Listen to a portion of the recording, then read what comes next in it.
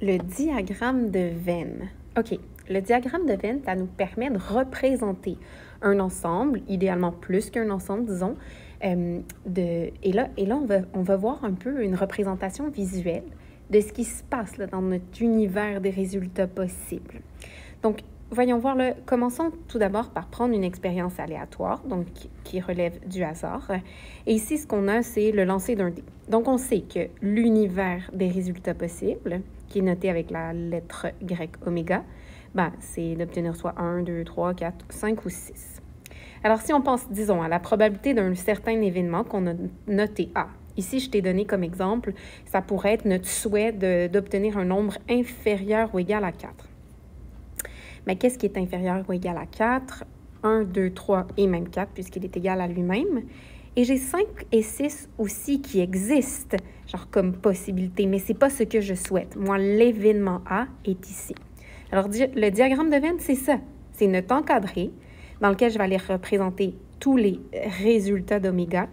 Mais dans mon cercle A, qui est mon événement nombre inférieur ou égal à 4, mais je vais aller représenter les résultats qui nous intéressaient.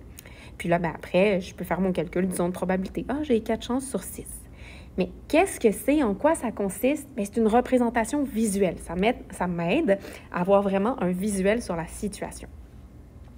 Je voulais en profiter pour te parler de la probabilité du complément. Le complément de A, c'est pas qu'il se fait complimenter. Le complément de A, c'est la probabilité que l'événement A ne se produise pas. Fait qu'ici, A complément, qui est noté avec notre espèce de petit apostrophe, là, ça me fait penser aux figures semblables, mais c'est pas ça. Là. On n'est pas dans le prime, on est vraiment dans le complément.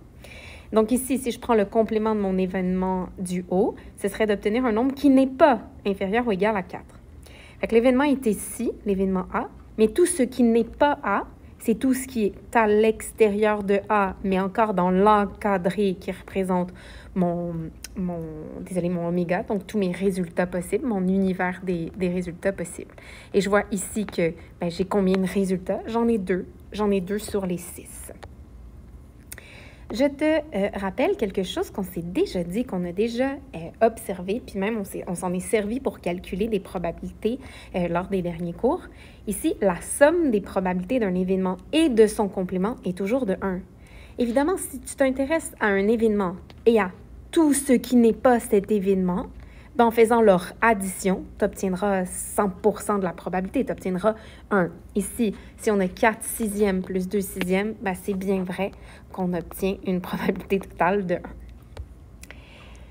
1. Maintenant, voyons la relation entre deux événements.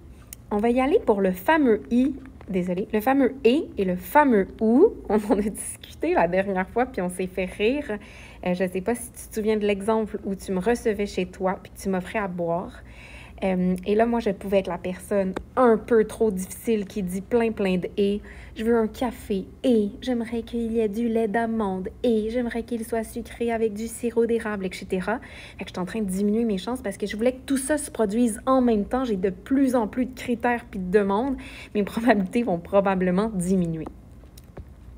Sinon, il y avait le « ou ». Ben, si tu m'offres à boire et que moi, je fais preuve de douceur, ben, je suis ouverte comme un verre d'eau, ou bien une limonade, ou encore du lait ou du jus, ou bien un thé ou un café. Donc, le « ou », ça ouvre les possibilités, ça ouvre la probabilité que l'événement se produise. Si on regarde ici, la probe de A, oui, on a un petit genre de symbole bizarre. Ce symbole-là, il signifie intersection. Donc, l'intersection entre A et B. Puis, c'est vraiment, ça se lit « et ». A et B. Que A et B se produisent en même temps. Je vais zoomer ici sur le diagramme de Venn parce que le diagramme nous permet de bien visualiser ce que ça veut dire, cette intersection-là. Si on a le premier événement A, qui est obtenir un nombre entre 2 et 5. Qu'est-ce qui est entre 2 et 5? Il y a juste 3 et 4. Donc, je l'ai mis dans mon ensemble A. Et qu'on a l'événement B, nombre supérieur à 3. Lors du lancer du dé, ben, qu'est-ce qui est supérieur à 3? Il y a 4, 5, 6. Ben, dans mon ensemble A, j'ai 3 et 4. Dans mon ensemble B, j'ai 4, 5, 6. Et je vois que l'intersection, c'est 4. Donc, quand est-ce que j'ai un nombre entre 2 et 5 et en même temps un nombre supérieur à 3? et c'est juste le résultat 4 qui répond à ça. Donc, il y a juste un résultat sur les 6 que contient oméga. J'ai une chance sur 6. Visuellement, ce que je veux, c'est que tu te rappelles que c'est l'intersection. C'est ici l'espèce de point de réunion de A et B. Quand A et B se produisent en même temps, quand les deux souhaits, les deux événements se réalisent exactement au même moment. Voyons voir maintenant ce que ça signifie le « ou ». Le « ou », ça me fait penser au « u » du « ou », fait que ça peut être un truc mémotechnique pour toi. Il signifie la réunion de tous les résultats de l'événement A avec tous les résultats de l'événement B. J'ai encore les mêmes résultats, mais événements ici. L'événement A, un nombre entre 2 et 5, mais j'ai 3 et 4.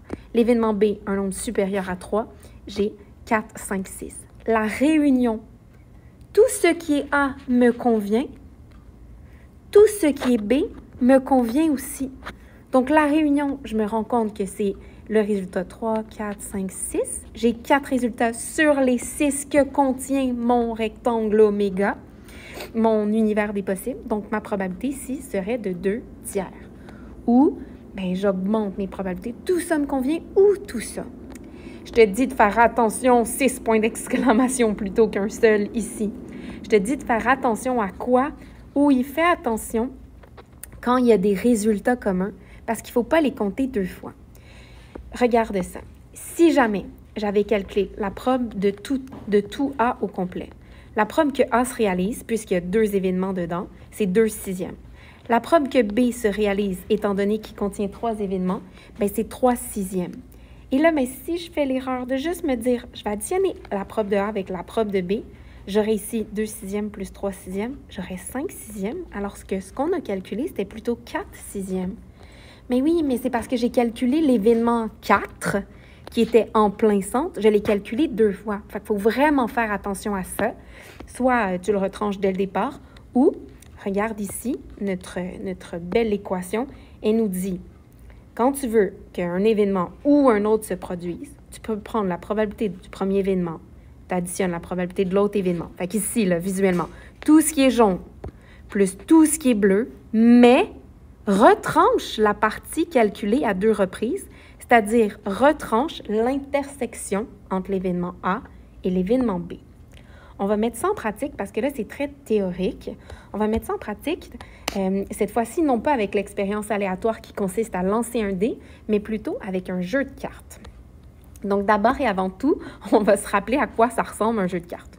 Un jeu de cartes, ça a 52 cartes quand on compte les jokers. Nous, on va très, très rarement les compter. Tu peux te dire que dans pratiquement tous les numéros, on va avoir 52 cartes. De ces cartes-là, tu as 4 sortes. Tu as des trèfles, tu as des carreaux, des cœurs et des piques. Et dans chacune de ces 4 sortes-là, tu as des cartes qui vont de As jusqu'à Roi. Fait que As, 2, 3, 4, 5, 6, 7, 8, 9, 10, Valet, Dame, Roi. Tu en as 26, puisque tu en as 13 de carreaux puis 13 de cœurs. Tu en as 26 rouges. Et de la même façon, tu en as 26 noirs pour un grand total de 52. Donc, si ma question c'est quoi la probabilité de tomber sur du cœur ou du trèfle? Bon, ici, j'avoue qu'il me manque quelque chose, OK? Il faudrait que je te dise c'est quoi mon expérience. Mon expérience, c'est pige une carte au hasard, OK? Donc, c'est une expérience aléatoire qu'on dit simple puisqu'il y a une seule action, une seule carte. Il n'y a pas plus que ça. Alors, je pige une carte et ce que je voudrais, c'est, j'espère tellement que c'est un cœur ou que c'est un trèfle. Bien, c'est quoi la probe de ça? C'est un ou. Tu es en train d'augmenter tes chances. Toutes les cartes de cœur te valent, toutes les cartes de trèfle te valent. OK, mais je me dis, je vais prendre mes 13 cartes de cœur sur 52. Je vais y additionner les 13 trèfles qui me conviennent, ce qui veut dire qu'il y a 26 cartes sur 52 qui me valent. Donc, une fois réduit ça, je suis en train de dire que la probabilité de tomber sur du cœur ou du trèfle, lorsque je pige une carte, la probabilité est de 1/2. On va faire la même chose, mais avec du « et ». Je veux piger une carte et je veux à la fois, en même temps, simultanément, j'ai eu de la misère sur ce mot-là, que ce soit du cœur et du trèfle en même temps. OK, attends, mais c'est quoi ça? Là, réfléchis à ton paquet. Quand est-ce que j'ai du cœur et du trèfle? Bien, ça arrive une seule fois. C'est... Oh, oui, oui. Mais non, voyons donc, ça arrive jamais. Je pense que j'étais un peu ailleurs. Je voulais t'expliquer le numéro d'après. Ça arrive jamais. J'ai jamais du cœur et du trèfle. C'est deux sortes différentes. Fait que tiens, la probe est de 0. C'est ce qu'on appelle un événement impossible. C'est ça, ça ne peut pas arriver. On y va pour la probabilité de cœur ou 5. Toutes les cartes de cœur me conviennent.